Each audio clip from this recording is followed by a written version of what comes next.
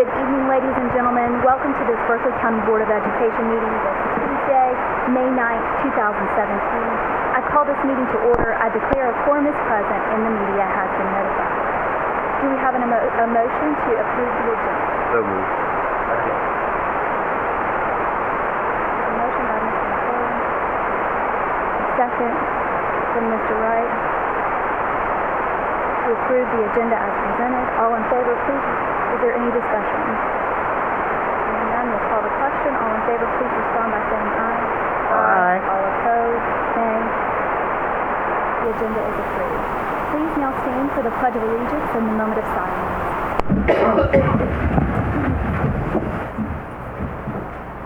I pledge allegiance to the flag of the United States of America and to the republic for which it stands, one nation, under God, indivisible, with liberty and justice for all.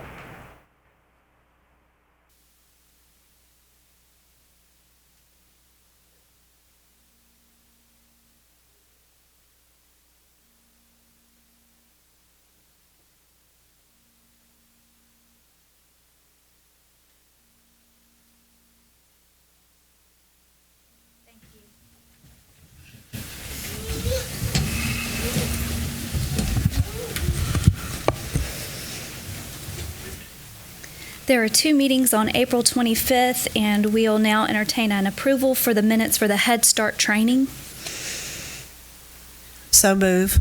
Second. There's a motion by Ms. Conder, a second by Reverend Spann, to approve the minutes of the Head Start training that took place on April 25th, 2017. Is there any discussion? Hearing none, we'll call the question. All in favor of approving the minutes, please respond by saying aye. Aye. All opposed, nay. The motion passes. We'll now move on to agenda item 1E, which is the regular meeting for April 25th, 2017. Is there a motion to approve the minutes? So moved. Second. There's a motion by Mr. McQuillan, a second by Mr. Barrow. Is there any discussion? Hearing none, we'll call the question. All in favor of approving the minutes for the regular meeting of April 25th, 2017, please respond by saying aye. Aye. All opposed, nay. The ayes have it. The motion passes. We'll now move on to legacy builders and special recognition. Dr. Porter. Thank you, Madam Chair, board members, Mr. Jackson. We begin our special recognitions this evening with the announcement of the 2017 Career and Technical Education Teachers of the Year. With the introductions is our Director of CTE, Miss Tana Lee.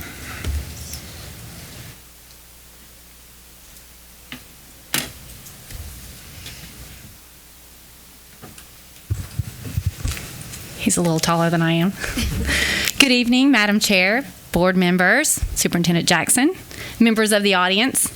We are here tonight for lots of reasons, but especially to celebrate our CTE Teachers of the Year. We have selected through a committee a middle school and a high school representative. We had a rubric, so we had several items on the rubric that we had to meet or we thought were special. These teachers have exemplified participating in community events, participating in curricular events within their school and outside of their school, and promoting students. That's a big thing for us. You know that our student success is very important. So tonight, we're going to recognize Jessica Donaldson as our middle school CTE Teacher of the Year. She's been with Berkeley County for 13 years, and she has taught in career and technical education for 3. She's taught the Gateway program, and for those of you who don't know, Gateway is a pre-engineering program for middle school students. And when I say pre-engineering, if you can think about critical thinking, problem solving, those kids getting in there, team building, really working together to collaborate and solve an industry-related problem at the middle school level, but using rigorous curriculum and with a teacher that just goes in there and she does everything that she can do to help them to do it for themselves. That is Jessica Donaldson, and that's why we're here to celebrate her tonight. So Jessica, if you would come up, and of course her principal is here, Dr. Bartlett, if you would come up, we would love to present Jessica with her award.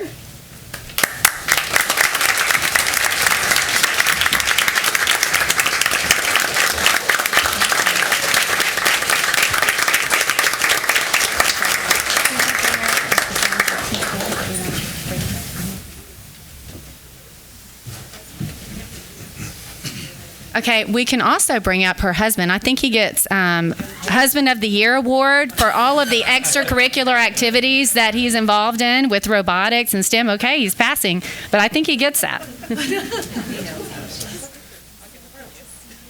I'm not joking.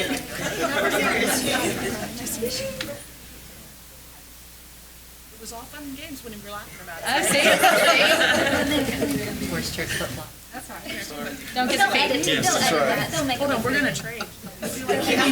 That's right.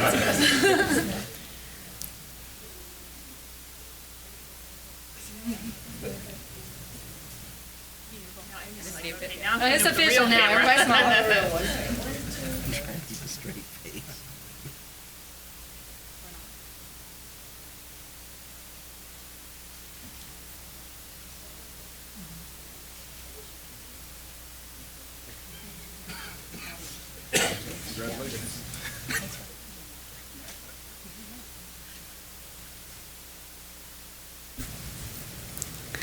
And at the next level, our high school CTE Teacher of the Year. Now, those of you who know high school know that we have a serious task ahead of us. So we have to prepare our students to be college and career ready. And career ready right now means career ready for jobs that we don't even know exist yet. So when we put this out to the teachers and we put it out to the administrators and we said, okay, who exemplifies career ready within your buildings? We got the nominations, put them out there for the committee, and I believe they had a great quality of all candidates, but they selected the candidate who's been with us for 22 years, teaching welding, and the students from his class, they can go to work. They can go directly from that program into work, but they can also go to college. They can go into the next level, and when they do, when our students from his program go to tech, they find that those students are more prepared than some of the students they have in the program. So we're really proud of what he's doing. Tim BURGSTEINER from Goose Creek High School, I want you to come up here.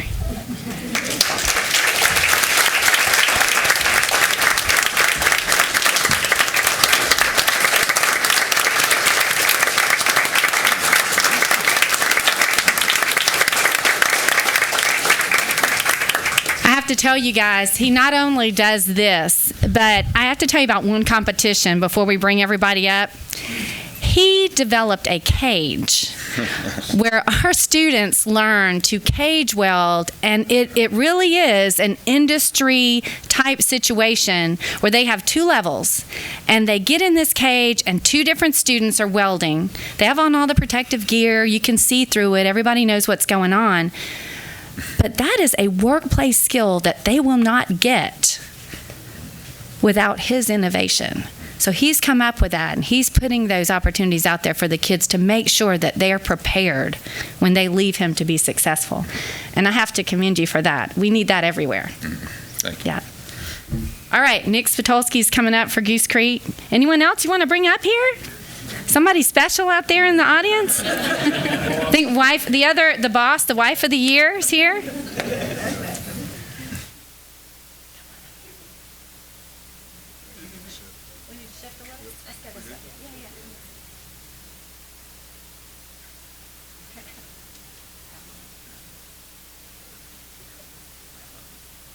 You need to go down.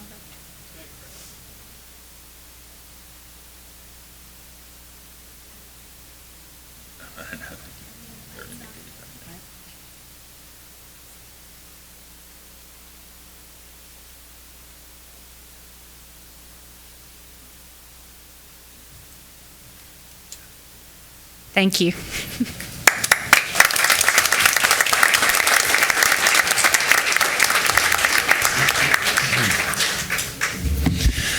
We all know the Berkeley County School District is home to a number of state championship teams. Tonight, we recognize the hard court successes of the Lady Gators from Goose Creek High School, including the South Carolina Coaches Association Player of the Year.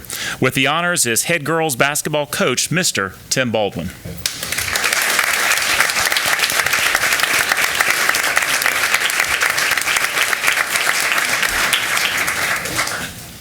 Y'all need to come on.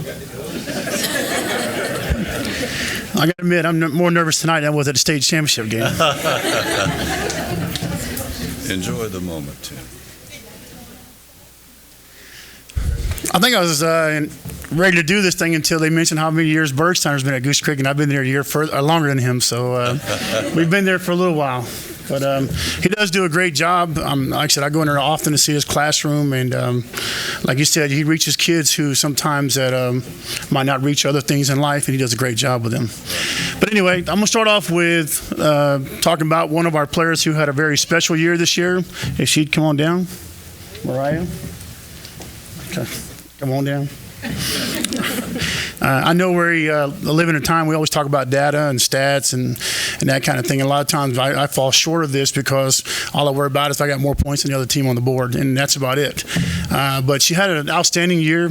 We build things around team concept, but you have to recognize it when it happens. So I'm going to give you a few things that she got this year. She was the Region 7 Player of the Year, the Low Country Player of the Year, the South Carolina Coach Association 5A Player of the Year, High School Sports Sport Miss Basketball, and she's also the USA Today South Carolina Girls Basketball Player of the Year. Wow.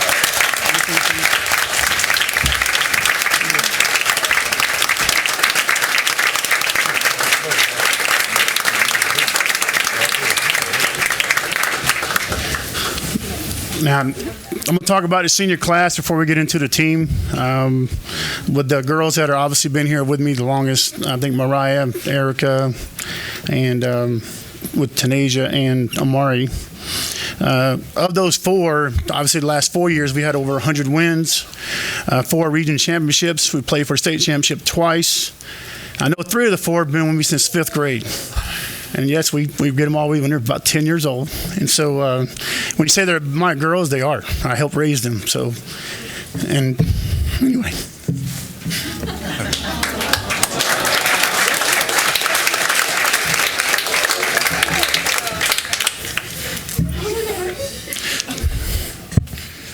I'm done.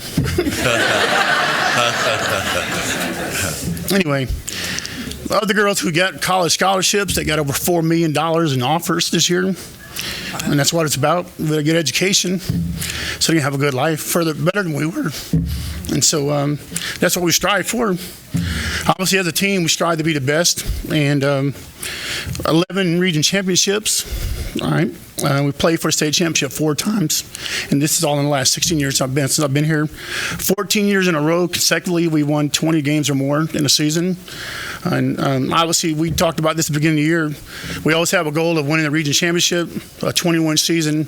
And of course, this year was different because we established the first 5A state championship, and that's what we wanted. We want to be the first. And so at the beginning of the year, we were preseason number 1. It put a lot of pressure on us, and we took that challenge, and every day we went to practice, we went to the games, and we were successful, and we just kept on pushing. I know there was times when we were up there and we won by 35, 40 points, and we're sitting after the game and we're yelling at them. Or not yelling at them, we're getting on to them. And we're saying, you got to shoot better at the free throw line. You got to box out better. You got to do these things. And they're looking at me going, didn't we just win this game? But I kept telling them, what is the big picture? Where do you want to go? And we said we want to go to Columbia. So we had obviously one of our big players get hurt. It was a big injury for us. And then we had 2 sophomores step right in and just keep on chugging. And I think that's because we had a mindset of we were going to Columbia and get it done. Whether it was, 1 player, 10 players, or whatever, it was all of us together. And that's why we were successful, because we decided to do that. And then, like I said, when one person, falls short or she gets hurt or whatever, the next person's got to step up, and that's what they did. But we finished 27-1. Obviously, I can't tell you who all teams we beat. I can tell you who we lost to. But it's one of those things where it's an outstanding year for these girls, and they've done a great job. But not only that, they're fun to be around. And if you look behind me, they look very beautiful tonight, as they always do. And I'm very impressed with them, and I enjoy being around them. But it's not easy. It's a year-round thing. It goes from academics, Obviously, having basketball skills we have to develop. They're in the weight room. We won a state championship on a Friday night, and that Sunday they were out there doing tryouts for AAU basketball. And every one of these girls behind me, they've already started playing in tournaments for AAU. And then this past week, we started conditioning again. And that's on top of most of these girls are in weightlifting during the school day. And when you look around and you say, how do they do it? How do you do it? It's not me. I got a great coaching staff. If my parents would stand up real quick for me, my parents are here.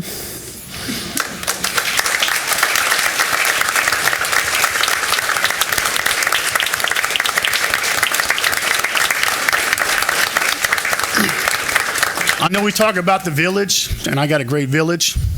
Maybe I'm one of the village people. I don't know. I always kind of like the guy with the little Indian thing on. But all kidding aside, I have some really good parents who are very supportive, and they always ask me, what can we do? And that's what we know. We're all together on the same page, and we're trying to make their kid the best that they can be, not only on the basketball court, but in the classroom, in the community. And I can tell you right now, and I would take any of these young ladies anywhere because they know how to behave, they know how to be respectful, and they know how to do it right because they've been taught by their parents. And I'm only an extension of that. And without these parents doing their job and being committed, we don't have this. And so I commend you and what you've done, and then allow me to be their coach and be a part of their life. So I thank you. And again, like you said, we're very appreciative of the honor of being here tonight. And I think that hopefully if things work out well, we're going to be back next year. So appreciate all you guys done for Goose Creek basketball, and we look forward to seeing you guys next year. Thank you.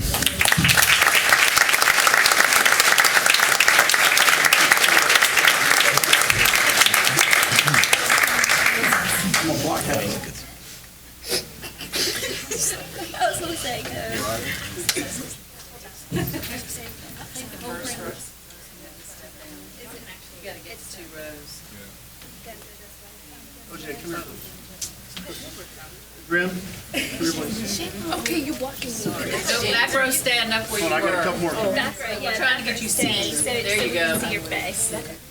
Come on, y'all, come on in. Right. Are we close enough? I feel like I'm only 5'1". I should be I don't have my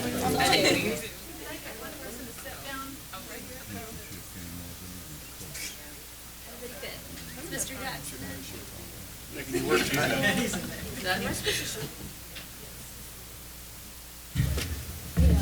Show it.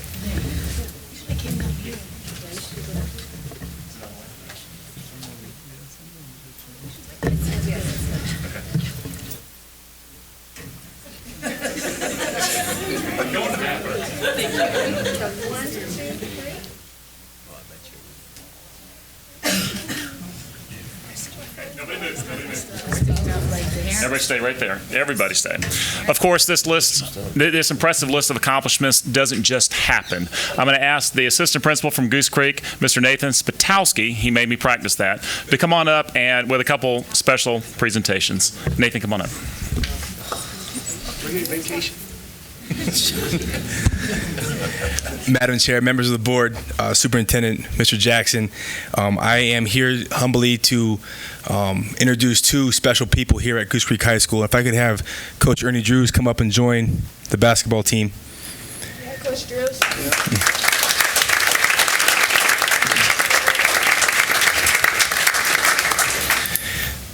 Coach Baldwin and Coach Drews have been an integral part of Goose Creek High School. And forgive me as I read their list of accomplishments because the list is quite long and lengthy and distinguished. So I'm going to go and start with Coach Baldwin, and then I'm going to move to Coach Drews. Coach Baldwin is High School Sports Report Coach of the Year. He has his 350th win mark this year. He has had 14 seasons in a row with 20-plus wins, 11 region championships, 4 lower state championships, and now 2 state championships. But as you can see, with all of this comes the passion for his girls, and not only on the court, but also in the classroom. He is an accomplished teacher, and you can see his passion come forth in everything that he does, from on the basketball court, to 10 o'clock at night, sweeping the gym floor when everyone else is leaving. Just recently, we were at our Goose Creek Gator Crawl, and he was there, didn't have to be, supporting. He donated his time, his efforts to make it that a success. So he is just an all-around passionate coach, father, and teacher. So again, as the athletic director and assistant principal, I am blessed to have him in my corner. So Coach Baldwin, thank you, sir, from myself and everybody else.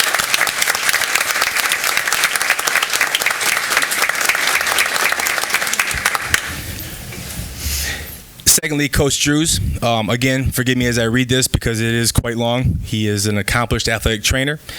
So again, forgive me as I read this. Coach Drews started his career in 1982 while a student at North Carolina State University. He was certified in 1992 while teaching at Conway High School. He worked at Conway from 1986 until 1997 and started his career in Berkeley County in 1999. He has been at Goose Creek since 1999. He was selected to serve as the South athletic trainer for the 1993 North-South All-Star football game and again in 2001. He was selected to be the South Carolina athletic trainer in 1994 for the Shrine Bowl of the Carolinas. He volunteers to serve many All-Star basketball tournaments in his career, covering both men and women's. He was selected to cover the state wrestling tournament in 1999 and again in 2000. He was the assistant medical director for the North-South game from 1998 through 2009. He was selected again as the South Carolina Athletic Coaches Association Athletic Trainer of the Year in 1994 and again this year in 2017. It is noteworthy tonight he is the only two-time recipient of that award. He will be honored at the SCACA banquet in July of this year. He was recently selected to receive the National Athletic Trainer Association Service Award, which is a prestigious honor as it is based on recommendation from his peers, and only 25 certified athletic trainers from around the United States received this award this year. He will be traveling to Houston, Texas to receive this award again in June of this year. Again, he is an integral part to our students. Again, with all of this, he is also a new husband and to a lovely wife, Ms. Drews. Ms. Drews, thank you for putting up with Coach Drews and myself all this time. And again, in the classroom, he performs, has very high expectations of his students, and it shows as his students go on to do wonderful things in not only the health field, but in the college areas as far as business. And I mean, his reach has been outstanding. So again, Coach Drews, thank you from Goose Creek High School and from myself. Thank you very much.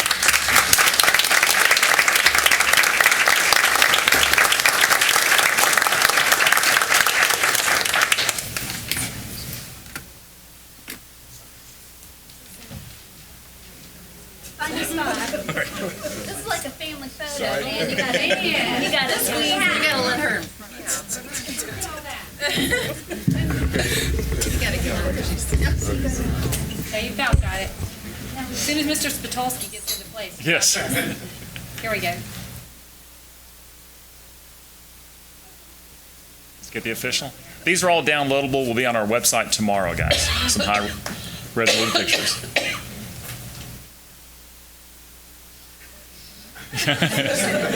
The crowd got bigger. One, 2, 3.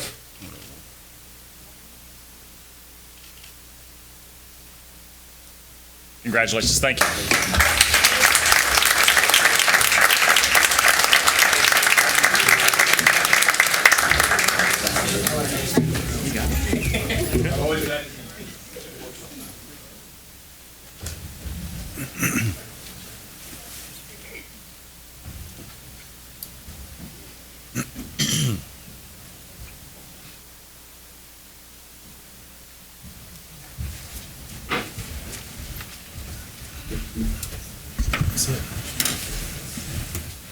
As always, it is a pleasure to celebrate students' achievement, teacher achievement in all areas.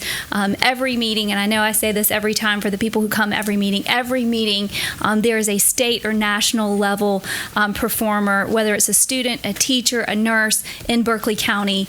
We are state We're top of the state, and we're nationally qualified in so many ways, and it makes me very proud to sit here and acknowledge all of your accomplishments. To be the first 5A state championship winner is very exciting, and for our CTE teachers, thank you so much for making real-life experiences translate into education so people can leave here able to be employed, which is our long-term goal, is to make good students turn into good community members. So thank you so much. If you came for special awards and you would like to go home now, please go enjoy your family and don't sit through all of our business. So we'll give you a few minutes to be able to go. Thank you so much.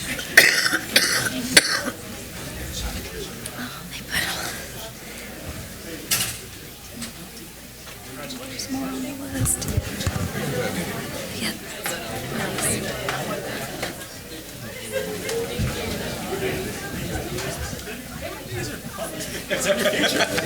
Not my first round. Enjoy this, kids. I know, wasn't that good? That was good. I saw my peers cheer for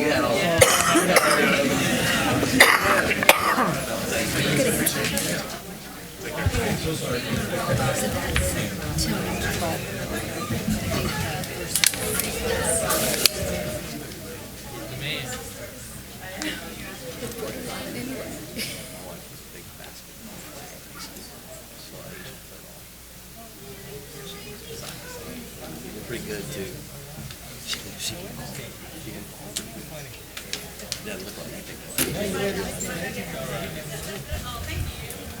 Thank you to all of you who will be remaining with us. We'll move on now to agenda item 3A, which is citizens' comments. In order to conduct the meeting in an orderly and efficient manner, we ask you honor the following guidelines. Stakeholder comments are welcomed and encouraged. However, the board will not take immediate action on public comments at this meeting. Any person wishing to address the board must register prior to the meeting. Comments must be regarding programs, policies, or procedures. Comments regarding complaints against employees other than district-level executives or references to students other than the child of the speaker will not be heard in public session. Groups addressing the same topic should select one speaker. Comments will be limited to 3 minutes per speaker. The board chair reserves the right to allot additional time or halt public comments that do not adhere to the guidelines. First up, we'd like to invite Ms. Kimberly McFadden from Monk's Corner to talk about cameras in the special education classrooms. Ms. McFadden.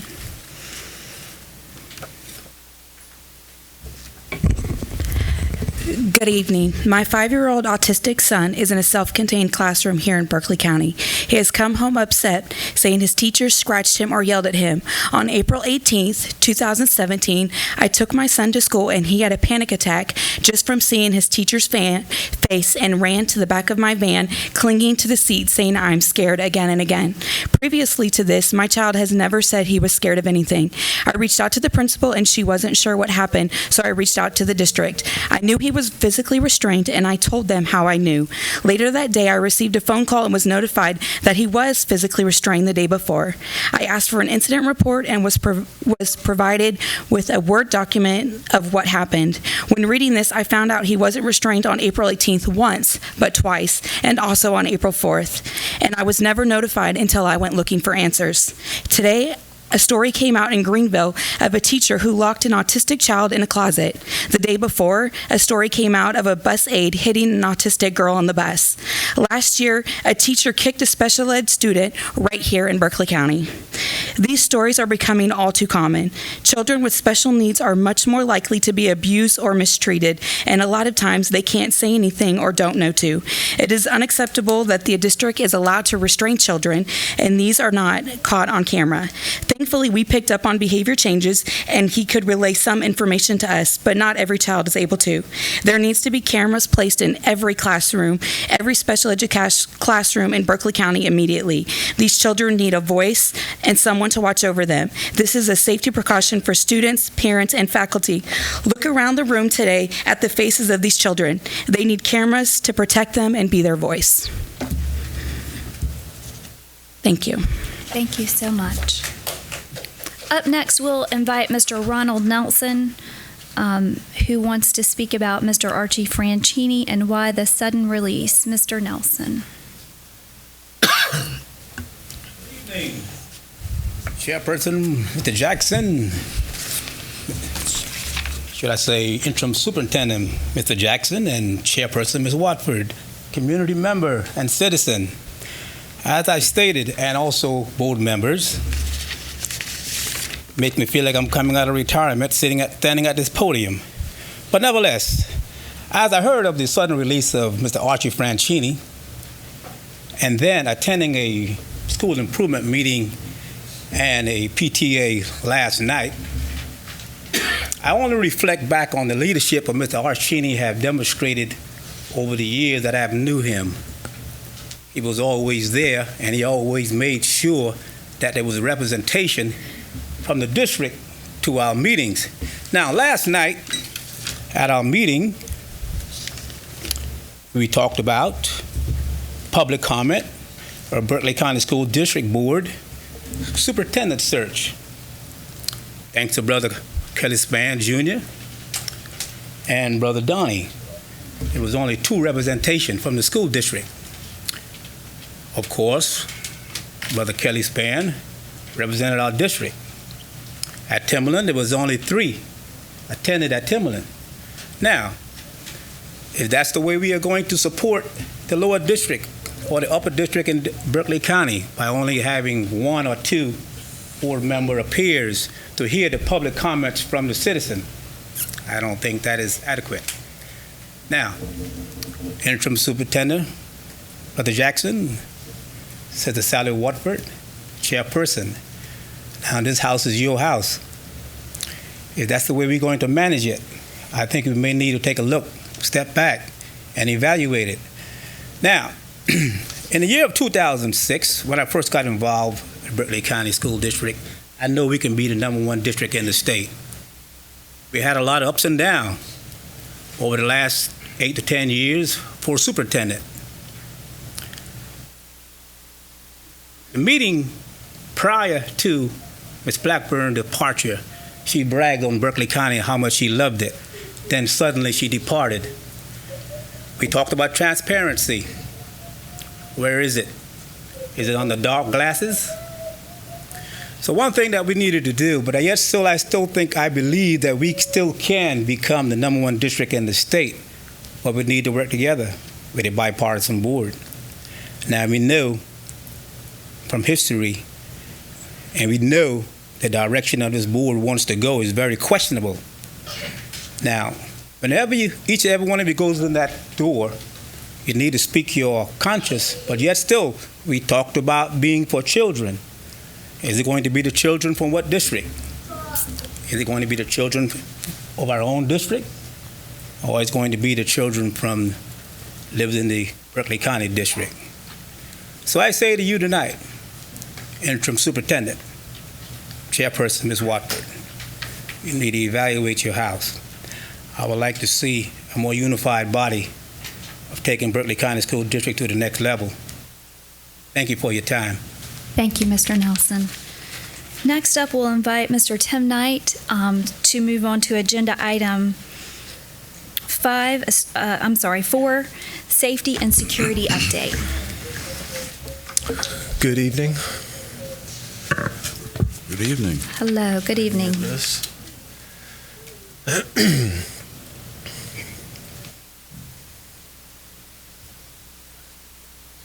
After sitting through that board workshop, I'm glad you all are up there and I'm down here. Madam Chair, Superintendent Jackson, and members of the board, one of our core principles here in Berkeley County is the safety of our students and employees, and we do our best to make that our #1 priority. Tonight, I'd like to bring to your attention our spring safety updates for the 2016-2017 school year. As you know, goal #1 in our strategic plan focuses on school climate. Providing healthy, safe, and supportive learning environments is definitely a team effort. Not only does every department in the district, but also every employee. And I see that we have some of our outstanding elementary principals here with us tonight. They do a great job.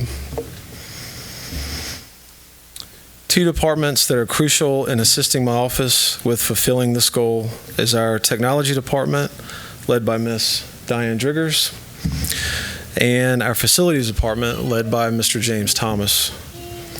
It doesn't matter where I am or what time of day it is. I know that if I need their help with a particular safety, security situation, I can count on them and their assistance. And I'll say that in the last 2 or 3 years, the facilities department and the technology department have been very integral in creating what we have now as far as our physical security in our schools and our office buildings.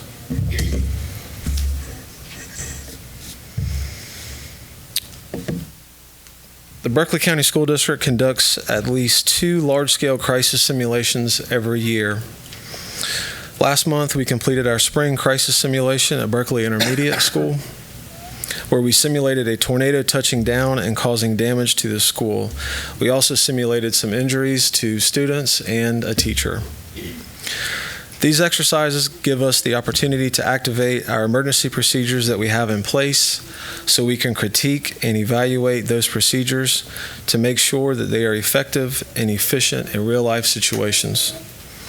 These exercises also allow our law enforcement partners, emergency medical services partners, and county emergency management to collaborate responses, evaluate all of our crisis plans, and make adjustments as needed in order to protect our students, save lives, and reduce injuries.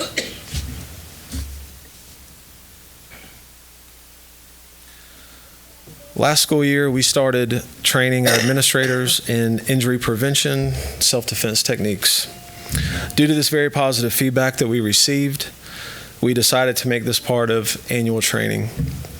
This training is important because, unfortunately, we've had in the past administrators who have been injured while doing their duties at their school. So we wanted to be able to give them some tools they could utilize not only to protect themselves, but other students and other employees.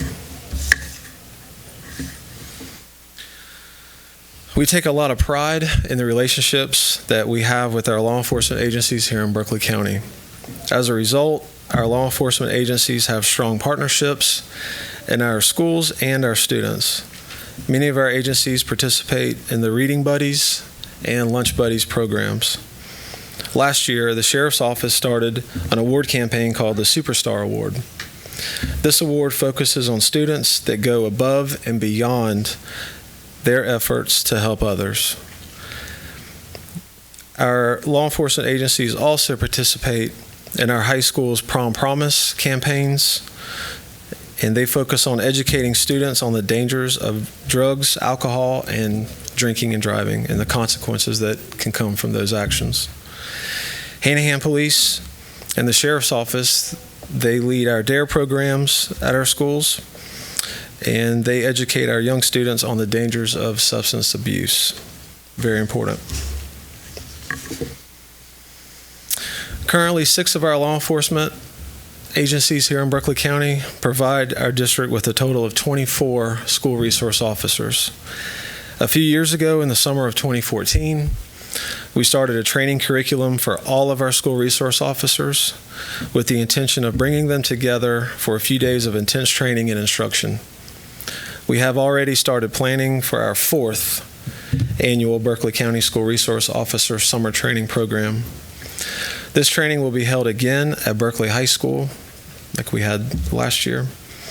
This training will have approximately 40 to 50 law enforcement officers come for our training. We'll have many district employees, and we're looking at this year in the training program to have our school nurses and our school counselors there with us as well. Bring everyone together for training.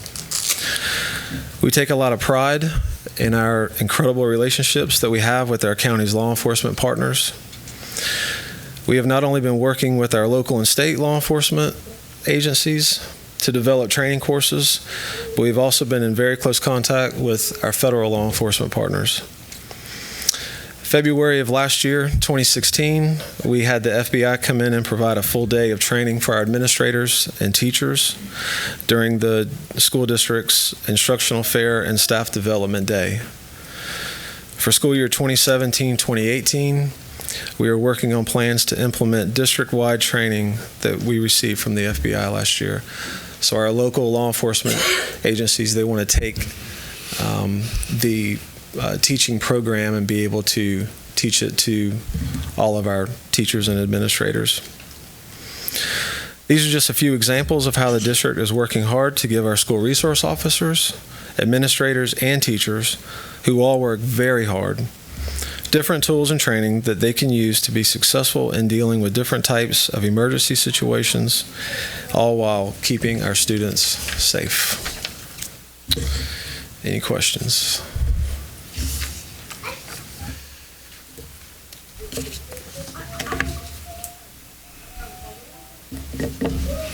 No, ma'am, just for them. Mr. Knight, do the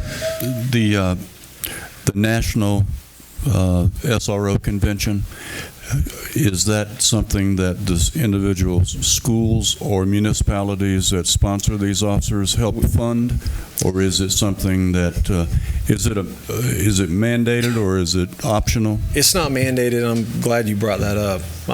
What we would like is as many of our school resource officers to attend that. It is quite expensive. Some of our smaller agencies, they just don't have the budget to send them. So what we want to do is we want to try to help as many officers go to it that we can.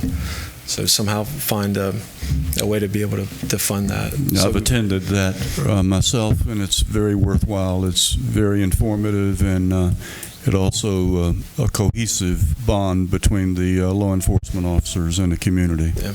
And all over the country as well, bringing everybody together.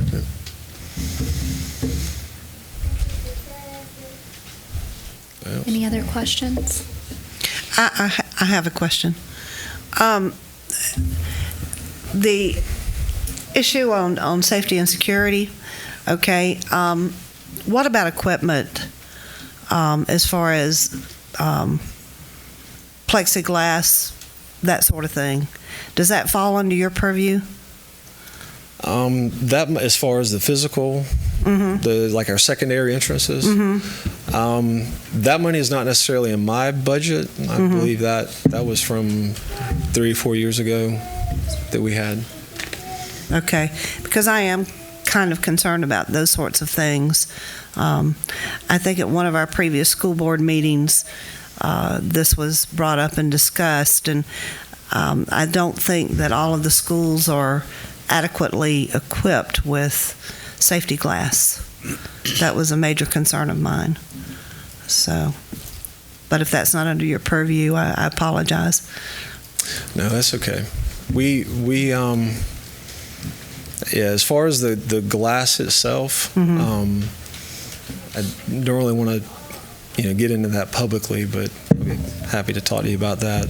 Okay. Maybe some of that we don't. But we do have storefronts. We do have storefronts, so we channel people through Sally Ports. Yeah. And I like that. But I guess my thing is the that where there's a will, there's a way, and if they get into the Sally Port, then they could break glass and obtain entry into the schools. So, any other comments or concerns on safety? Miss Lee, I'm sorry. It's okay. How many, tell me this. Do we have SROs in all of our high schools and middle schools now? Yes, ma'am. How many of our elementary schools do we have SROs? We don't have any. There are no SROs in the elementary schools? No, ma'am. They're not assigned there. But what we do is those elementary schools that are in close proximity to our middle and high schools, we utilize those SROs to take care of any issues over there at the elementary schools that we can. Do we have an estimated amount that it would cost to put SROs in elementary schools, and I know we don't have the budget for it now, but phase in over time. Do we have an estimation of that? That would be, I was just reminded we have 23 elementary schools, but over different municipalities. But that's a shared cost between the district and those municipalities. That's not an entire cost coming from the district. So it would definitely take some collaboration between the school district and those different agencies to make sure that not only do we have the capacity and add it to our budget, but those agencies have the capacity to add it towards their budget as well. It would definitely have to be a phase-in sort of method, and again, ensuring that, allowing time for those agencies to develop that capacity over a number of years to serve all of our schools. And part of the problem, too, is different municipalities charge different things, and depending on whether it's a sheriff's office or the city of Hanahan or city of Goose Creek, they all cost different amounts. So it's a bunch of different partnerships depending on what area you're in. And we traditionally haven't had them in the elementary schools. We've just moved to all of our middle schools. Ms. Kelly. Ms. Lee asked my question, so thank you, Ms. Lee. And I just had a comment to say thank you for what you do. A child in elementary, middle, 2 high schoolers, and I do feel that they're very safe in school. So thank you. I like the, not being able to walk into the school whenever I want. I like being buzzed in. So I feel like they know who's in the schools. So thank you. Yes, ma'am. Any other questions or concerns? Thank you, Mr. Knight, for what you do every day. We appreciate it. We're going to now move on to Administration and Facilities, the Milestone Communications Report. Mr. Jackson. Thank you, Madam Chair. Board members, at the January 13, 2015 meeting, the board approved a contract with Milestone Communication for the purpose of telecommunications site licensing and licensing program. In effect, they kind of serve as our agent for available land that we may have. For about 2 years now, just over 2 years, there's been little activity as far as that is concerned. Recently, there have been some interest by some of the carriers to, I guess, meet the increase in demands in this area. So there's currently interest in several Berkeley County School District sites, and tonight, Ms. Jennifer Bond from Milestone Communication is here to give the board an update and with respect to the program itself and then also the process. Jennifer. Thank you. Good evening. My name is Jennifer Bond. I'm the Director of Business Development with Milestone Communications. And as Mr. Jackson mentioned, we did execute an agreement with the school district back in February of 2015. And we thought it might be a good time with some of these sites of interest to come back before the board, just share a little bit with you about the contract, what we do, and then give you an update. So I know some of the board members are new and were not here back in 2015. So just a little bit about our company. We are starting now into our 16th year. And what we do is we partner with local school districts and local governments in Virginia, Maryland, Delaware, the Carolinas, and Florida. And we market real estate that you own to the wireless carriers in the market as potential places to host infrastructure. We do that through a partnership model, and what we do is, for example, with the school district, we would enter into a long-term ground lease to lease a portion of the ground to construct the tower. We do everything related to the community outreach, the zoning and the permitting, constructing, maintaining, ensuring, inspecting, everything related to the structure itself we pay for and handle. And then we lease space on those towers to the wireless carriers in the industry. A portion of the revenue that we bring in from every carrier then flows back through to the school district. In this 15 years, we've built over 150 towers. We have 52 partners throughout those 6 states, the majority of which are school districts. And through those 15 years, we have funded $18 million to our partners. I just wanted to touch, I know I have limited time, so I may not touch on all of these slides, but I think this one is important. I think one thing that sets us apart is our community outreach process. We have a very transparent, inclusive community outreach process that we do with each and every tower that we construct. I just want to take a second and walk you through that. So every time we build a tower, what we do once we get the go-ahead from the school district or the local government to move forward, we create a website for every tower. And on that website, there's information about why the tower is needed, which carriers would be locating on that pole initially. We do photo simulations where we fly a balloon to the height of the proposed tower, and then we put simulations. We drive around the neighborhood, take about a dozen or so pictures, and then we do photo simulations of the type of pole we're planning to build from different vantage points in that neighborhood. We put all those pictures on the website.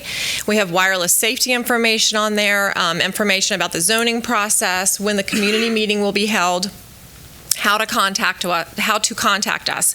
And then what we do is we send all of that information to the school community, as well as the nearby residents that live within the school that we're planning to build the tower. Local zoning requires that we reach out to certain people contiguous to the property. We often go far in excess of that. We found that the more people you notify, actually the better off that you are. We create this website, we design a card, we mail those cards out, and what we found is that most folks would prefer to get their information from the website. If they have additional questions or concerns, they will come to the community meeting, and those are actually the people that we really want to see and talk to at those meetings. This is an example of the card that we send out. If we have bilingual communities, we'll send them out both in English and Spanish. We have information about how the coverage will increase as a result of the tower being placed and the antennas going on the tower. Here's an example of a photo simulation, what the tower will look like from different points. And then what's nice about this is we're able to track exactly how many people go to that website to gather information, how many different sessions, how many individual users, how many different pages did they go to, different things like that. We're able to gather a lot of information. Here's some information on wireless safety. We do get a lot of questions about the wireless safety piece. There is no known risk to wireless towers to children, obviously to adults, what have you. There's tons of studies, and we link all of these studies on our individual websites from the FCC, the FDA, the American Cancer Society, the National Cancer Institute have studied this at length. This is just a quick chart that may be helpful just to give you an idea of the RF energy. So the RF energy that comes off of the towers is non-ionizing, unlike ionizing energy, which is from, for example, like X-rays. So the way it's measured is by the human absorption rate, and I won't get into the details of that, but basically what you see at the top of that chart there, the FCC puts a limit on what is considered safe for human absorption. And at the very height of that is your cell phone. And the reason that is it typically will operate at the highest limits. Now keep in mind, those limits that are determined by the FCC are still thousands of times lower than what has ever been shown to cause harm. So that's the phone you see at the top there. At the very bottom of that, and we measure our sites every single year, at the very bottom of that, if you're inside of a school building, you're at 0.06% of what's known to consider cause harm, and then 0.6 if you're standing right underneath that cell tower. I just think that's helpful in getting a picture. And then this takes that same chart. The FCC limit there is at the very top, the dotted line, and that little tiny orange green square at the bottom shows what I just showed on the previous slide. This is the type of wireless safety information we share at our community meetings. A little bit about the revenue.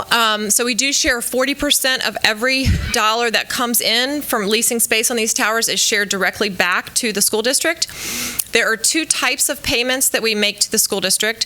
One-time fees. So every time we build a tower, the school district would receive $20,000 for the construction of the tower, as well as $5,000 for every carrier that locates on the pole.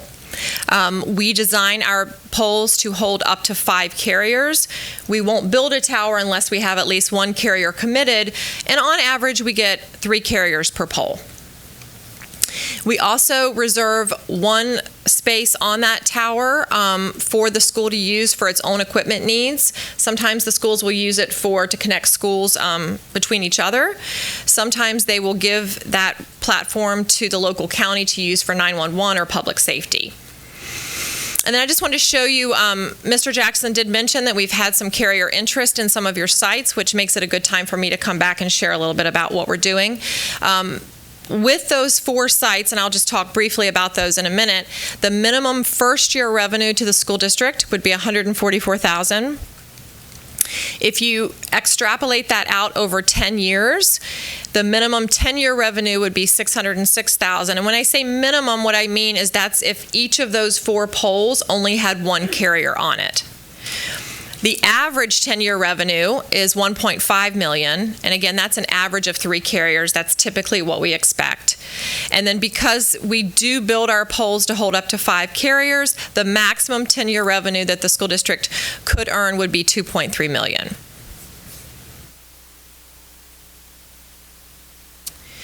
So the project details for each of these sites, and I just want to say right off the bat, we're at the very preliminary stages of this. And so we haven't visited the school sites. Obviously part of my reason for being here tonight is to bring these up and see if we are moving forward on investigating whether we even have an interest in moving forward on these sites. So the 4 sites of interest right now are Sedgefield Middle School, Westview Middle School, Hanahan Middle, and Sangaree Middle. Both Hanahan and Sangaree, I hope I'm correct in this, have already existing towers on the properties. Is that correct? So there is a potential that we could do what's called a drop and swap, where you drop the existing tower. We would build a little bit taller, stronger pole, and then put the equipment that's on that tower on the new pole. The carrier of interest is T-Mobile on all 4 of these sites. They're the original, what we call the lead carrier. The height is yet to be determined, but it would be, for each of these 4 sites, as an average of 125 feet. They range right now, I think, between 100 to 130 feet. And then we are proposing a standard monopole design. Again, this is all without us having visited any of the properties. Typically, the next step, if we get the green light to move forward, we would set up a site visit. We would visit each of the school properties and walk the properties with the facilities staff or someone that knows, for example, if there's any renovations that are planned, knows exactly how that property is used, where the children play, what are areas to stay away from, what are good places where we can hide the infrastructure, things like that. And so the actual location on the property could change quite a bit based upon the site visit. So what we have here is just literally us taking a Google Earth screenshot of each of these 4 sites. Again, we have the proposed location there, but keep in mind that is a proposed location based on us looking on Google Earth, which could look vastly different based on us actually visiting the site and meeting with the facility staff and the school staff. That's Sedgefield.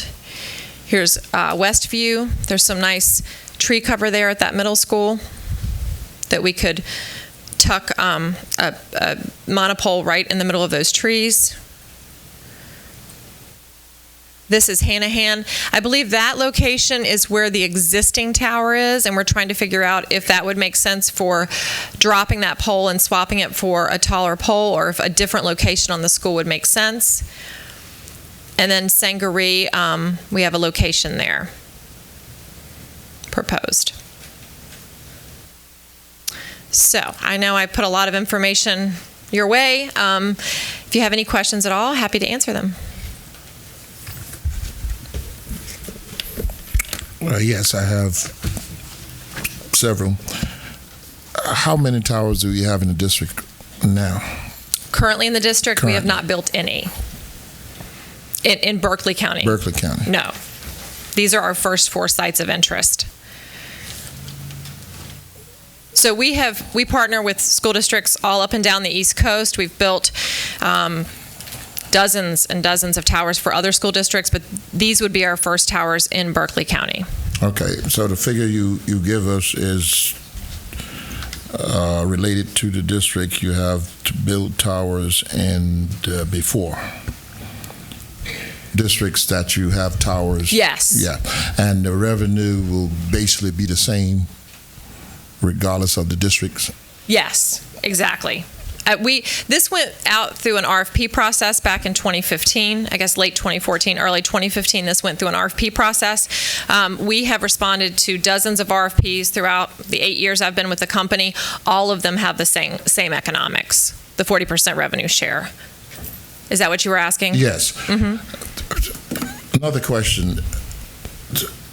What is the radius of uses from those towers with your cell phone? Is there, you know anything about that? Or It's difficult to determine.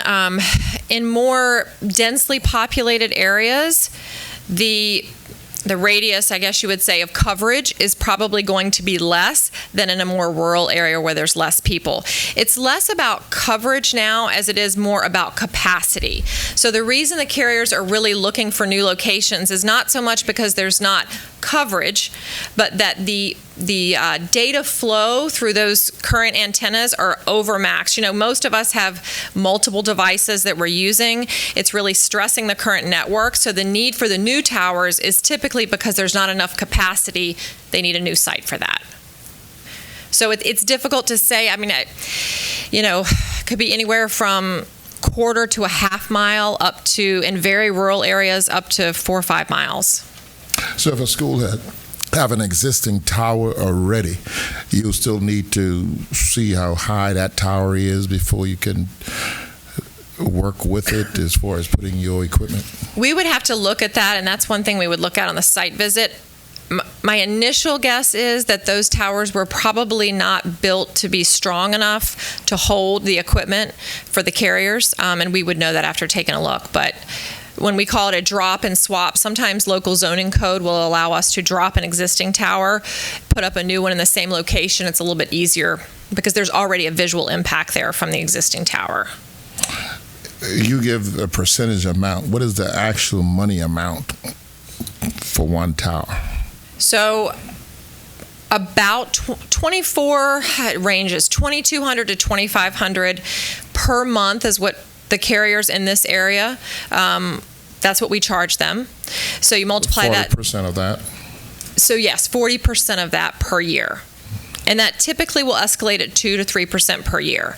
So over a span of 10 years, one tower, on average, and it depends on how many carriers you have, but on average around $400,000 to $450,000 for a 3-carrier pole. That's the piece that the school district would recognize. Thank you. And I have spreadsheets to break all this down if you want me to send those along. So it doesn't cost the school district anything? It does not. We end up making money? Exactly. Yeah, I'm real positive as far as the presentation relative to Hanahan Middle School, because where that tower is actually the existing one is located, I haven't ever noticed any visual impact, whether it be to the school or to the neighborhood. So it seems like a good deal to me.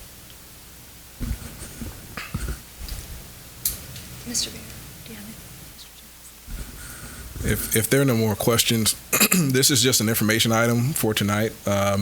As Jennifer said, we're in the very, very preliminary stages of this.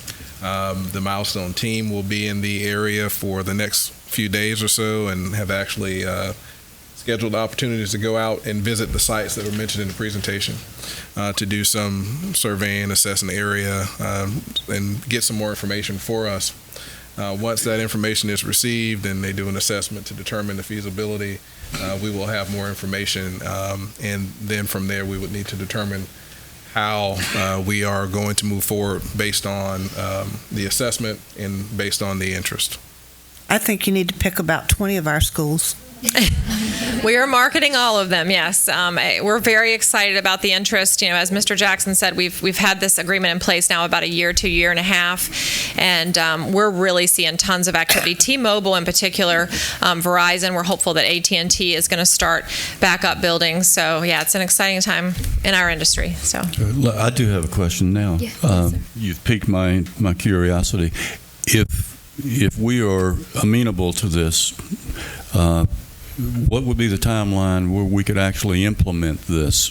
Are you talking about in the next several months or in the next year? Or probably this would be, let's see, we're in May of 2017. I would assume these would probably be 2018 builds. We would probably actually build them in 2018, because what we would do is once we get the go-ahead from the school board to move forward, we would start our community outreach process. We'd file our zoning application. Some of these may need to be rezoned, and we're working with our zoning attorney on that. Once we get the permits and to construct, it's probably about a 12-month process. Okay, thank you. Mm-hmm. Any other comments or questions? Berkeley Elementary School is very close to my house, so fingers crossed that somebody wants a tower at Berkeley Elementary School, because we have no coverage. This is very exciting for us. I see some people who also live near Berkeley Elementary School. They feel the same way. No, this is exciting, especially the idea of revenue in a newfound place for the school district, where we're always trying to look for a new funding source. So thank you. And if we have no other questions, thank you so much. Thank you for your time. Next up, we'll move to finances, and actually 6A will be presented by Mr. Michael Ramsey for audit services. We actually went through the RFP for audit services. 3 board members participated, and Mr. Ramsey is going to present a recommendation. Madam Chairwoman, I would like to make the motion to award RFP number 502-16-17 for audit services for finance and procurement to Elliott Davis DeCosmo for the first year cost of $108,500. Second. So just a little backstory. Audit services is an exempt service, and so we did not require an RFP process. But we felt like it was necessary. So Ms. Condor and Reverend Spann and Mr. Ramsey sacrificed their time to go through this process and bring a recommendation to the board for audit services. So I'd like to give each of you an opportunity to speak a little bit about your selection. We can start with Mr. Ramsey. Well, I would say that thanks to Ms. Condor, who asked some real pointed questions and some real hard questions as far as what we could expect from this new audit company. And pretty much the general sense was that all the audit companies that we looked at were very capable, very qualified, and would do a good job. But the difference, and one of the main reasons that we felt that we chose this audit firm, was simply because they didn't try to smooth over the answers. They didn't try to act like the first year when they do this audit that it was all going to be rosy. And we asked some tough questions, and they understood coming in with some of the difficulties that the district has had, how significant and all the work they would have to do with this audit. So that was kind of a big reason why I feel myself, Ms. Condor, and Reverend Spann felt that this was the correct firm to go with. Reverend Spann. Yes, and I concur with Mr. Ramsey. Also like to add that this company is local. If there is any type of problem or situation, they are very easy to contact, and they don't mind working with us. And the presenter also mentioned that they don't want to jeopardize any type of problem within the company because they're local, and they will not be able to hide from us because they are local. I also want to add that They work with more district in the state of South Carolina than the other company, so they have a feel for the district, our size, and have a feel for the community of South Carolina and Berkeley County. Thank you. Ms. Conder. Yeah, there were a few reasons why I felt comfortable awarding it to this particular auditing firm. The first of which, like Reverend Spann said, they have a lot of experience working with South Carolina school districts, one of which is Horry County. I think Beaufort County was another one, wasn't it, Michael? And I was real impressed with that. And we did I think it was Jackie that did a little background check, and it may have been Marcy, I can't remember which one of you guys, had talked to some of these school districts, and they were very much impressed with them. So that kind of charged me up a little bit, because I felt like, they were doing an excellent job for these other larger school districts. But I'm kind of like Michael, too. I didn't want them to gloss over bad news. And I told them that up front. If you find something that you're questioning, right now, given our situation, it's going to be imperative that it's brought to the forefront. We're not going to be hiding. We're not going to be trying to make everything sound nice and pretty. Tell us the bad stuff, because that's what we need to hear, and if it needs to be fixed, then we need to work on fixing it. That's what I expect from our auditing firm. I don't want to hear all the nice stuff. Tell me the bad stuff. Are there any questions from the rest of the members to any of the other, to the subcommittee members? So this is an external audit, a yearly transaction, where they come in and, pardon me? Yeah, go ahead. Where they come in and evaluate the entire, all of the financial transactions and give an accountability report. Is that correct? Yes, and we have a little latitude there, Mr. Barrow. We can ask them to give us monthly reports. We can ask for quarterly reports, whatever is our pleasure as a board. And I think they offer several different types of audits. So whatever we need, they're at our beck and call. Thank you. Mm-hmm. Would that reflect in the amount of cost when you said quarterly, monthly? Yes. In terms of where they're charging now, $108,000 for the first year, would that reflect in the amount that they would charge if you?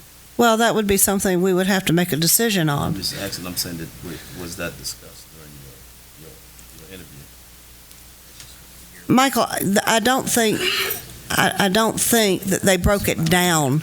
Yes, this amount is for 1 year. I know it's 1 year. 1 year. But she was talking about the additional reports, quarterly, monthly, et cetera, et cetera. I said, if we were to request that, would it be any additional cost? I would think everybody would look at some additional cost. I think the main thing is what would happen is they understood that if we needed to get some specific board training or whatever we would need as far as getting on page to understand the audit, that they would be willing to provide it. But I think also working with our staff as far as, because part of what I think the direction this board is thinking about wanting to go is getting some monthly financial reports so we can all get it, especially a lot of us new folks, get educated with what's going on. So pretty much this is what the audit that we typically would get as far as external, but they understand that we need as much education as we can get. I don't think there would be that much additional cost, because what they charge by is man hours, according to what I was looking at.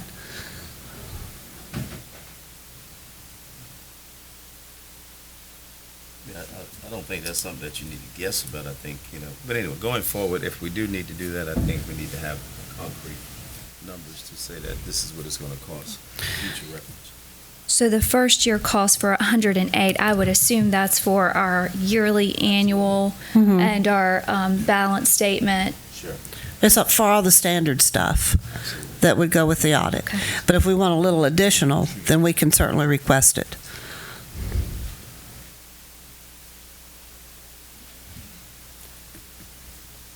And in comparison to the last firm we had, is the annual cost was the same, or how is it different in terms of what was the actual cost? I would say Ms. Carlin may be able to answer that, but in my experience, it's very similar. It is. I'm very asking. similar. Okay. And the other firms that were finalists or candidates, they were all real close in the same range. This It was all one pretty competitive. more towards the middle range, not the most expensive or the least. Elliott Davis is a big southeastern accounting firm. I mean, they do. It's between them and our other accounting firm are kind of the top two in this. And I just presented the question after she gave me that additional information. I just wanted some clarity there. I do understand about the firm. Thank you, sir. We appreciate it. Any other questions or comments? Hearing none, we'll call the question. All in favor of the motion to award the audit services to Elliott Davis Decimo? Did I say that right? Decimo, for the first year cost of $108,500 as presented. Please respond by saying aye. Aye. All opposed, nay. Wonderful. Now we'll invite Ms. Carlin up for financial service items. We'll start with item B. Thank you. So you have before you the request for proposal 16-17 to upgrade network switches and expand wireless at 7 locations. These locations include Berkeley High, Berkeley Middle, College Park Middle, Hanahan Elementary, Hanahan High, Hanahan Middle, and Sedgefield Middle. And this will enable, this RFP will allow us to facilitate the district's one-to-one technology initiative.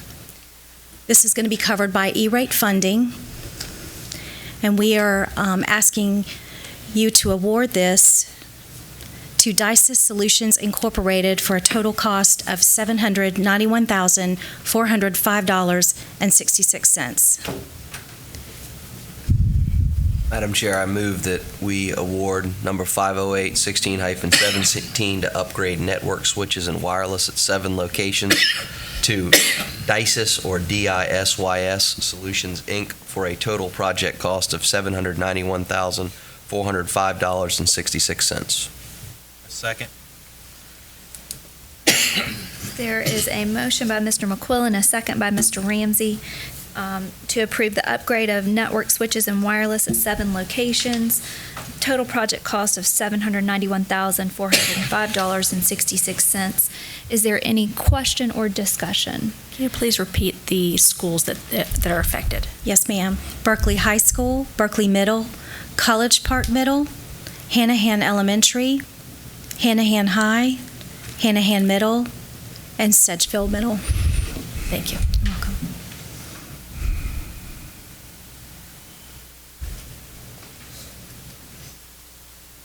Any other additional questions? Hearing none, we'll call the question. All those in favor, please respond by saying aye. Aye. All opposed, nay. The motion passes. We'll now move on to agenda item 6C. You have before you the request for proposal 510-1617 to expand wireless capabilities at 4 locations. These locations include Cross Elementary, Cross High, Cane Hoy Elementary, and Goose Creek High. And we ask that you make them or award to DICES DISYS Solutions Incorporated for a total cost of $370,497.05.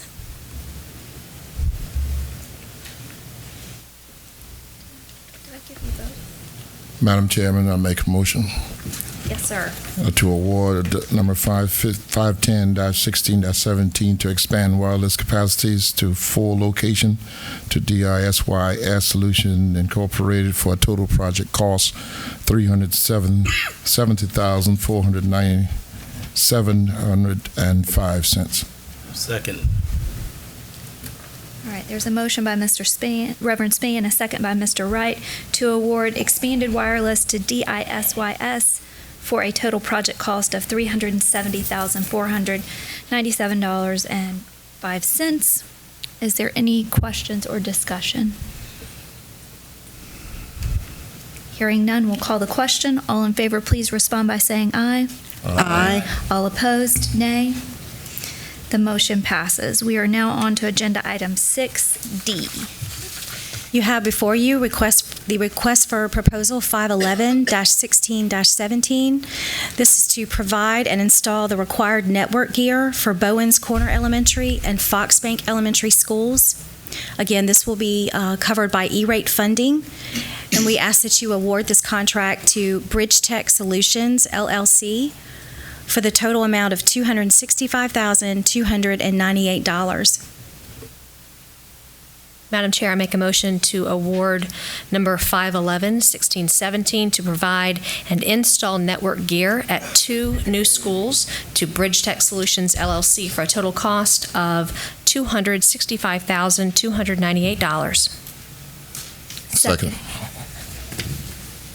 There's a motion by Ms. Lee, a second by Reverend Spann, to award 511 to install network gear to Bridge Tech Solutions. Are there any questions or discussion? Hearing none, we'll call the question. All in favor, please respond by saying aye. Aye. All opposed, nay. The motion passes. We'll now move on to agenda item 6E, stage curtains. You have before you request for proposal 513-16-17 for stage curtains. This is a term contract. Initially, these stage curtains will be ordered for J.K. Gordon Elementary, Macedonia Middle School, and additionally Goose Creek High School and Sangaree Intermediate School. We ask that you award this term contract to Stage and Gymnasium Specialties for a total cost of $36,360.55. Madam Chair, I make a motion to approve IFB number 513 for stage curtains to Stage and Gymnasium Specialist for the initial project cost of $36,360.55. Second. There is a motion by Mr. Barrow, a second by Wofford, to approve $36,360.55 for stage curtains to Stage and Gymnasium Specialties. Are there any questions or discussion? Madam Chair, let me hear those schools again. Yes, and I forgot to mention that this is capital funding. I apologize. Okay. Yes, J.K. Gordon Elementary School, Macedonia Middle School, Goose Creek High School, and Sangaree Intermediate. Thank you. I think the curtains at Macedonia Middle have been there since I was at Macedonia Middle. Really? They're original. I would say they're old. Not too old, but old enough. Old enough to need some new ones. All right. Any other questions, discussion? Hearing none, we'll call the question. All in favor, please respond by saying aye. Aye. All opposed, nay. The motion passes. We'll now move on to agenda item 6F. Yes. You have before you the request for proposal 499-1617 for portable classrooms. This is a term contract. As you know, we have a lot of growth within our district right now, and having mobile units helps us with the flexibility and meeting rigid time constraints and adapting to the district's evolving needs. We will need, the immediate need is at Cane Bay Elementary and Cane Bay Middle. And we are asking you to award this contract to 2 different vendors, Mobile Modular Management Corporation and Modular Solutions Incorporated, for a total first-year cost of $158,692. And this will be covered by capital funds. Ms. Carlin, can you repeat that? I don't think that's how it's written. Okay. So I only have Mobile Modular Management Corporation. Okay. Give me just a second. Yes. Maybe the printout that we have is, we may have an outdated printed copy. We can go to the electronic copy. Yeah, that's the only. It says the same thing. Let's see. What's in board docs?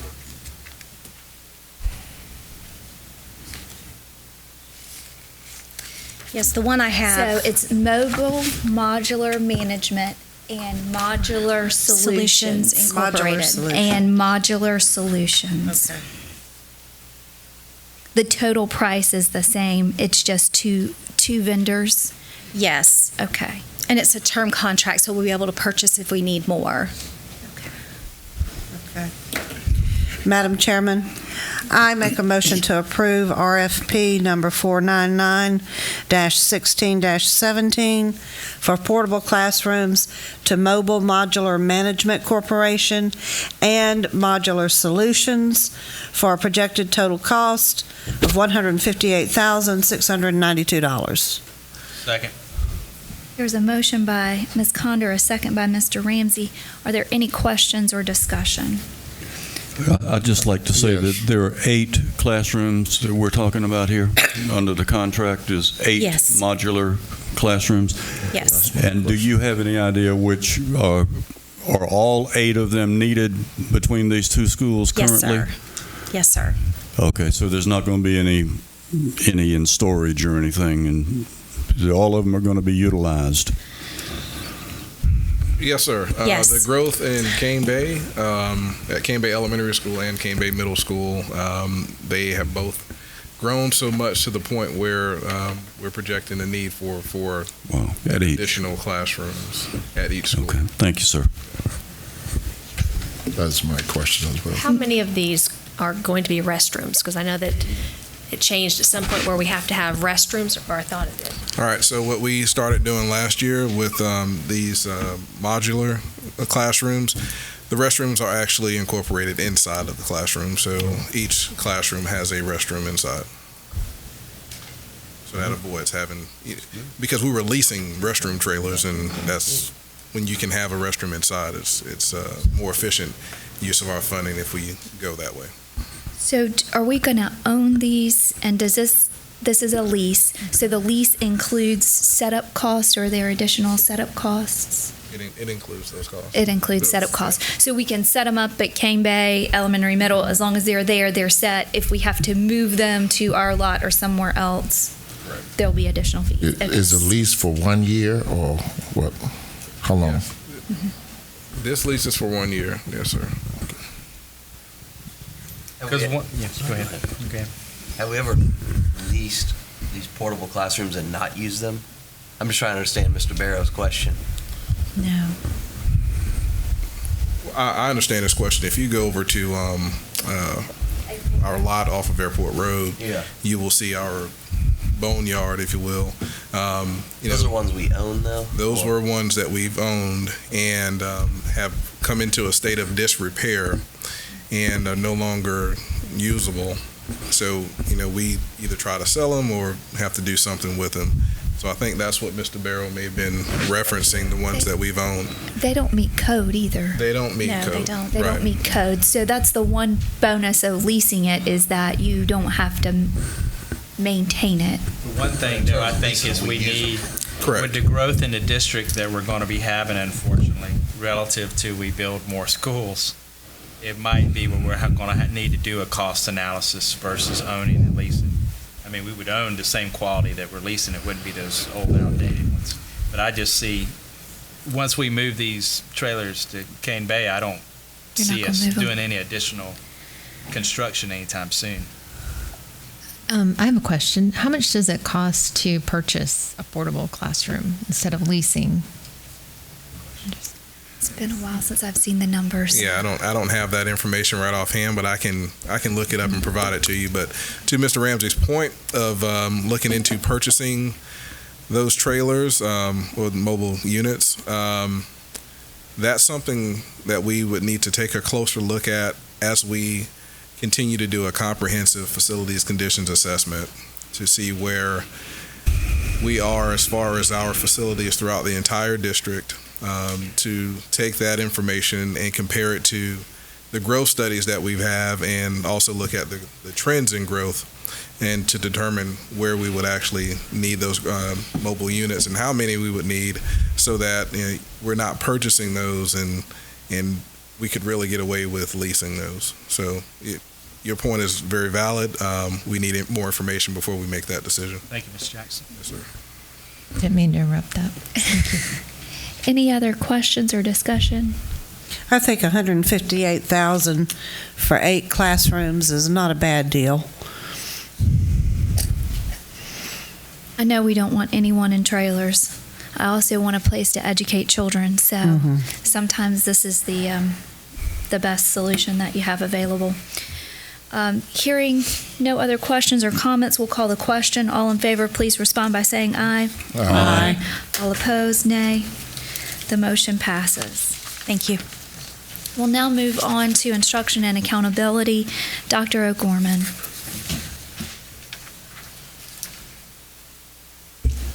Thank you, Madam Chair, members of the board, Mr. Jackson, ladies and gentlemen. I believe the term y'all were looking for is learning cottages. Excellent. There's some marketing I can buy. Positive spin. We've got 2 course approvals for you tonight. I'm going to ask Dr. Westbury to talk about our capstone experience at the college prep level. She spearheaded the honors level before, so let her introduce this one to you. Thank you.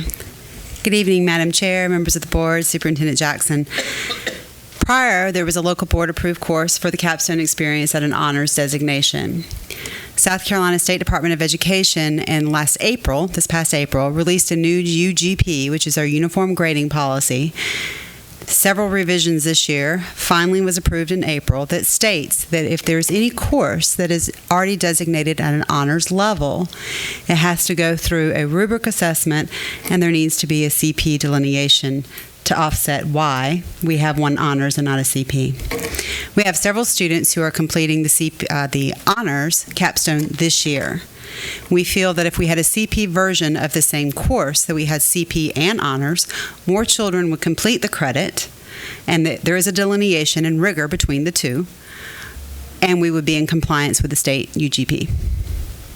So the recommendation is then to approve the capstone experience course at the college preparatory designation. If you have any questions about the differences between the 2 courses, I would be happy to explain them. I actually would like to make a motion to approve the capstone experience course at the college preparatory level as submitted by administration. Second. There's a motion by Ms. Kelly, a second by Mr. McQuillan.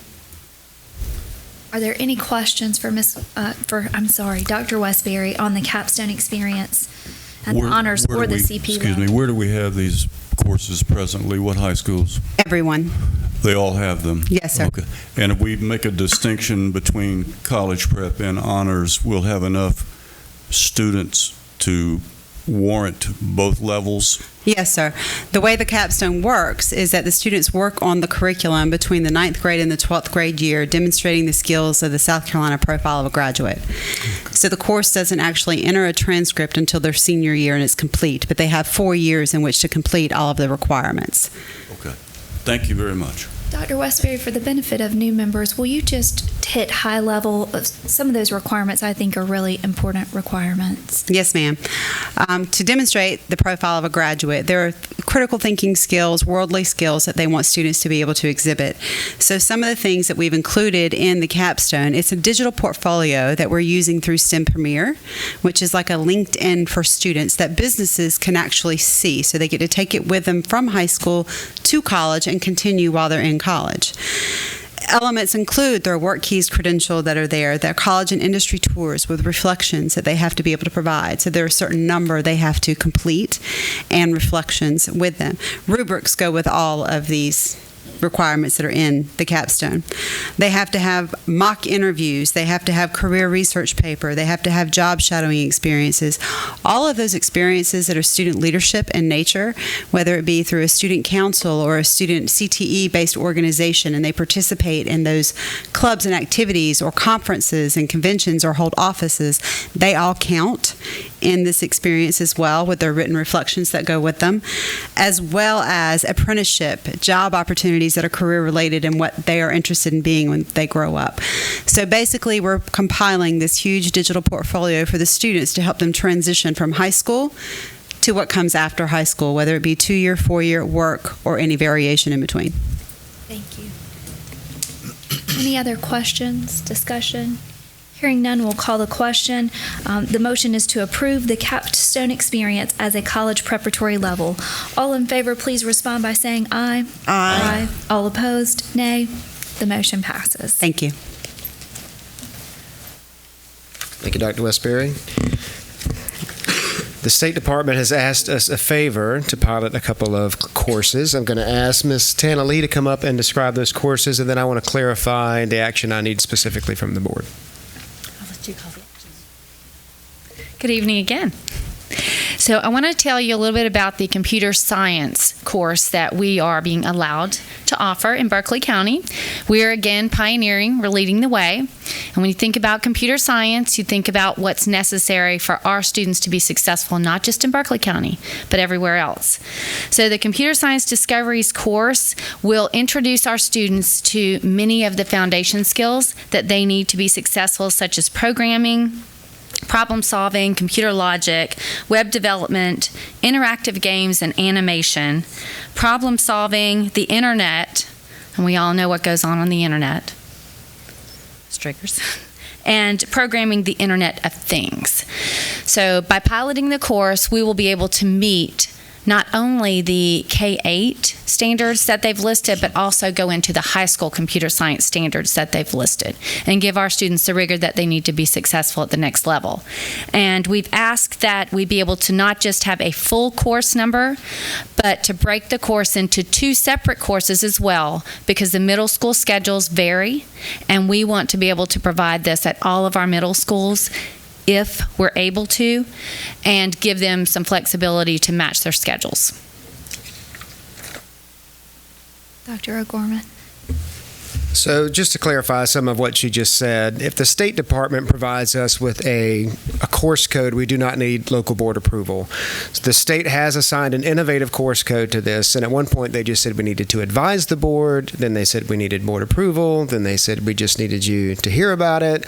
So I'm going to go ahead and have us covered and have you do formal approval.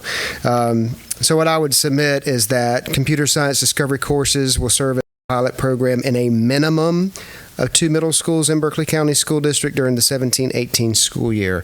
We've had 2 schools specifically request it. We've had a couple others ask since we've submitted this board item. So if we have a minimum of 2, then that should cover us if other if other middle schools want to come on later. If you have any questions about the content or the motion, Tana or I will be glad to answer them. I'll make the motion for you. I make a motion to approve Computer Science Discoveries courses 1 and 2 as submitted by the administration to be implemented in a pilot program in a minimum of 2 middle schools. I'll second. All right, there is a motion by Mr. McQuillan, a second by Ms. Lee. Are there any questions? Hearing none, we'll call the question. All those in favor, please respond by saying aye. Aye. All opposed, nay. Thank you very much. Excellent, we are covered. We'll move on to the superintendent report. Mr. Jackson. Thank you, Madam Chair. Said before, the first item is the budget priorities. Believe we had that discussion during the budget workshop. I will take a moment to entertain if there are any additional comments that would like to be made by the board.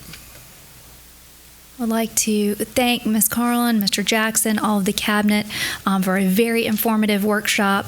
If you can get all 9 of us to be quiet, you have done something. We are very thankful for all the work that you've put in. So thank you very much. Thank you. And the staff and finance and Jackie, they really did put in a lot of hard work and hours and a lot of long nights, right, Jackie? Excellent. Trying to get the presentation together. All right, so moving on. Great things happening in Berkeley County, as always. Like to mention first that on Friday, May 12th, myself and several members of Cabinet will do a presentation to the Berkeley County Chamber of Commerce, give our annual report to the Berkeley County Chamber. We plan to present information about technology, instruction and accountability, the growth that's happening in the area, as well as a few other topics. This is a breakfast. It will be Friday morning at 8:30 and take place at the Wingate at CSU. If you would like to attend, please contact myself or Penny, and we will try to get you registered, because you have to register. Next, I'd like to congratulate the 14 Berkeley Middle College students who received their associate's degree from Trident Tech last Friday at the North Charleston Coliseum. The students completed their programs at Trident Tech weeks before they're scheduled to graduate from high school with no debt, which is awesome. And for those of you that are not aware, on average, our students graduate from Berkeley Middle College with 27 hours of college credits by the time they receive their high school diploma. It's an awesome opportunity, great opportunity for our students, and hopefully we can continue to expand that program and provide those opportunities for our students. Last week, many of our schools celebrated Teacher Appreciation Week, and I'd just like to take a moment. I know we have a few teachers in the audience and a lot of educators in the audience. I'd like to take a moment to thank all of you for your hard work throughout our district, and you're being selfless and talented and passionate and doing what's best for our students and exposing our students to the possibilities that can exist in their lives if they're willing to work hard and stay the course. Again, thank you for your tireless efforts in molding and shaping our students and preparing them for the future. Another bit of excellent news comes out of Cane Bay High. I'd like to take a moment to congratulate Myasia McCullum. Her art was submitted and she won first place in the Congressional Art Competition. Her work will be on display for 1 year in Washington, D.C. Wow. Yes. And she will be flown there for the ceremony. Yes, That's impressive. Truly amazing. Yes. Ms. McCullum had to submit her entry to her representative, and panels of district artists selected the winning entries. Again, congratulations to Myasia on her awesome achievement. Something was handed to me before we started the meeting. The South Carolina School Boards Association has recognized or selected Google as a recipient of the Champions for Public Education Award. Berkeley County School District Board of Trustees nominated Google because of its invaluable contributions of time and resources to public schools. And Google serves as a role model for South Carolina. So we have been definitely been beneficiaries of the contributions of Google, and hopefully we can get them in. But I'd like to take this opportunity to thank them while I have the platform. And last but certainly not least, Mother's Day is coming up. Sunday is Mother's Day, so I'd like to take a moment to wish all of the mothers in our district and throughout the entire country a very, very happy and memorable Mother's Day. Do something nice for your mothers. This concludes my report. Well done. Thank you, sir. Hit all your bases. We'll move now to the board chair report. Again, to acknowledge Teacher Appreciation Week. You and the children of Berkeley County are certainly why we sit up here. And so we thank you for your tireless efforts. I'm also shocked when I hear from teachers who watch this video to the end, because they are very focused on the decisions of this board and the well-being of Berkeley County, and they watch these meetings and give lots of feedback. And so thank you very much for continuing to be invested in the children of Berkeley County and Berkeley County School District. We have several things coming up. The first thing is next meeting, May 23rd, we will start at 6 p.m.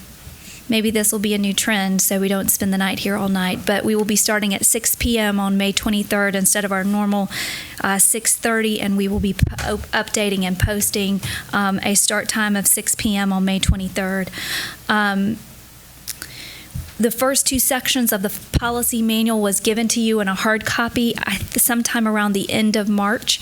It is substantial. I don't think everybody's read it yet. So if you need another hard copy, please let the superintendent know.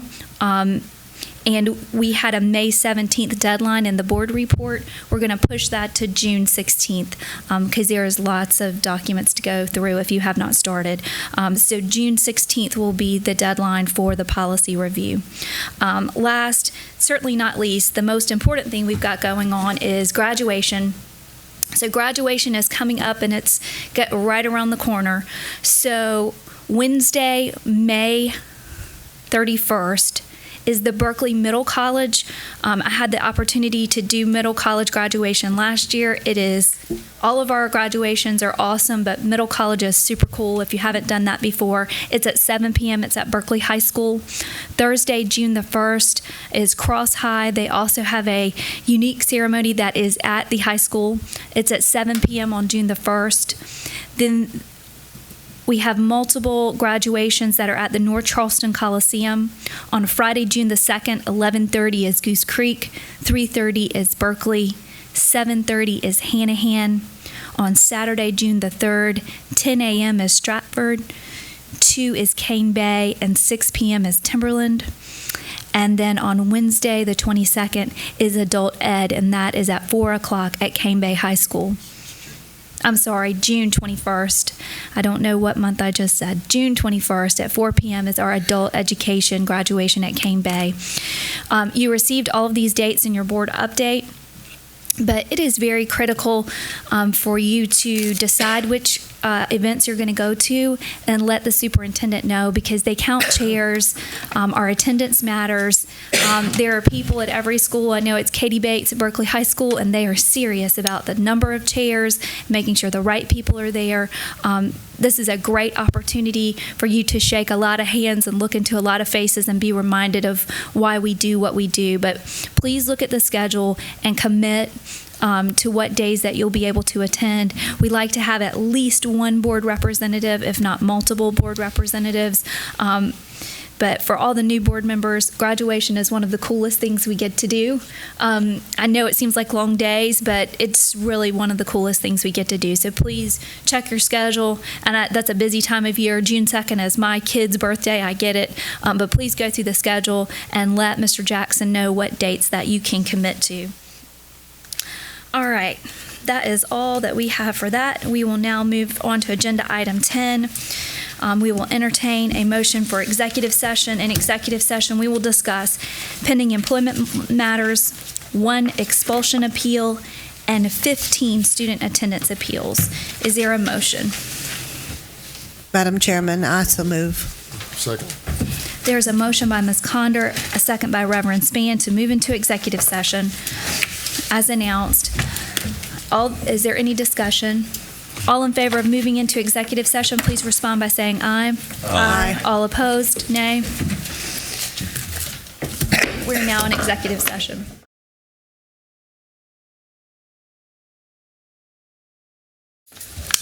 I'll now entertain a motion to return to regular session. So move, Madam Chair. I'll second. There's a motion by Reverend Spann, a second by Ms. Lee. I would like to state for the record that no action was taken in executive session. All of those in favor of returning to regular session, please respond by saying aye. Aye. All opposed, nay. We've returned to regular session. First, we'll entertain student number 1 expulsion appeal. Madam Chair, in the matter of student number 1, I move that we deny the expulsion appeal. Second. There's a motion by McQuillan, a second by Wofford, to deny the expulsion appeal of student number 1. All in favor, please respond by saying aye. Aye. All opposed, nay. The motion passes. Next, we'll entertain an attendance appeal for student number 1. Madam Chair, in the matter of student number 1, I move that we grant the attendance appeal. Second. There's a motion by McQuillan, a second by Wofford, to grant the attendance appeal of student number 1. All in favor, please respond by saying aye. Aye. All opposed, nay. Nay. Let's do a show of hands. All in favor, please raise your hand. All opposed? The motion passes. We'll now entertain students 2 and 3. Madam Chair, I move that we deny the appeal of student 2 and 3. Second. There is a motion by Mr. Wright, second by Mr. Barrow, to deny the appeal of students number 2 and 3. All in favor, please respond by saying aye. Aye. All opposed, nay. Nay. Show I of think hands. the Show of ayes hands. have that. I would say show of hands for the ayes.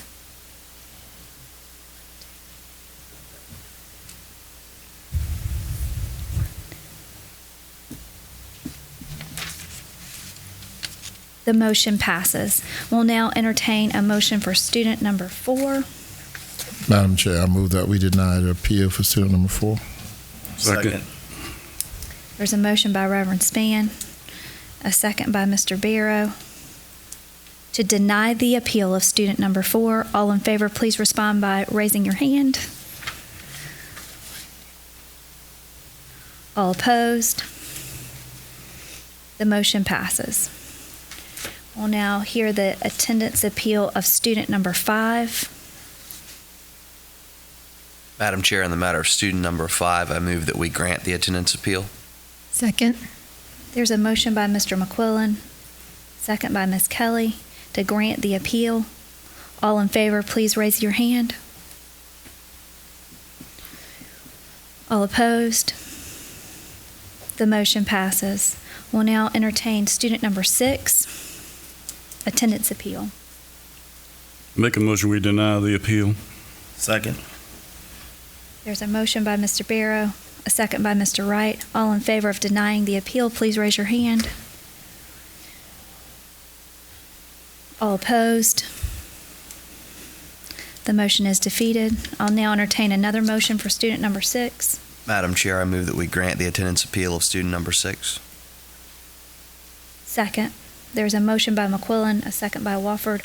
All in favor of granting the appeal, please raise your hand. All opposed? The motion passes. We'll now entertain a motion for student number 7. Madam Chair, in the matter of student number 7, I move that we grant the attendance appeal. Second. There's a motion by McQuillan, a second by Wofford. All in favor of granting the appeal, please raise your hand. All opposed? The motion passes. We're now on student number 8, attendance appeal. And the motion of student number 8, I make a motion that we grant the appeal. Second. Motion by Wofford, a second by McQuillan. All in favor, please respond raising your hand. All opposed?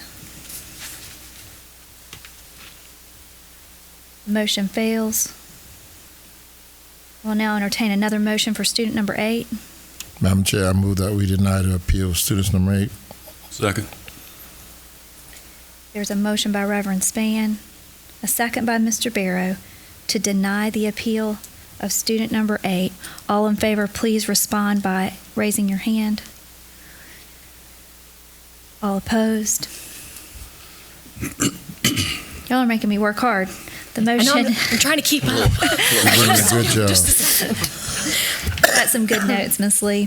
So on student number 8, the motion passes. We're now on student number 9. Madam Chair, I move that we deny the appeal for student number 9. Second. There's a motion by Reverend Spann, a second by Mr. Wright, to deny the appeal of student number 9. All in favor, please raise your hand. All opposed? The motion fails. We'll now entertain another motion for student number 9. Madam Chair, I move that we grant the attendance appeal of student number 9. Second. There's a motion by McQuillan, a second by Wofford, to grant the attendance appeal of student number 9. All in favor, please raise your hand. All opposed? The motion passes. We're now on student number 10. Is there a motion? Make a motion we grant the appeal. Second. There's a motion by Mr. Barrow, a second by Mr. McQuillan, to grant the appeal of student number 10. All in favor, please raise your hand. All opposed? 7-2. The motion passes. We'll entertain students number 11 and 12 together. In the matter of students 11 and 12, I make a motion that we grant the appeal. Second. There's a motion by Wofford, a second by McQuillan, to grant the appeals of students 11 and 12. All in favor, please respond by raising your hand. All opposed? The motion passes. Students 13, 14, and 15 will be heard together. Is there a motion? Make a motion we deny the request. There's a motion by Mr. Barrow. Second. A second by Reverend Spann, to deny the appeals of students 13, 14, and 15. All in favor, please raise your hand. The motion passes 5-4. Thank the Lord for getting some business done. So just so the record's clear, 1, 5, 6, 7, 9, 10, 11, and 12 were granted? Just for Shannon? I don't know. I have to go back each one. I can let you know in a minute. 1. I tried to highlight them. 1, 5, 6, 7, 9, 10, 11, 12. 6, 7. You're correct, Mac. Yes. Yes. Yes, I'm good. Thank you. Okay. 9, 11, and 12. I know Is that there was any? hard. I was trying to help you. I do have good notes, Ms. Lee. Is there any other action as needed from executive session? Hearing none, we'll entertain a motion to adjourn. Make the motion. Second. A motion by Ramsey, a second by McQuillan. Is there any discussion? Hearing none, we'll call the question. All in favor, please respond by saying aye. Aye. All opposed, nay. We are adjourned.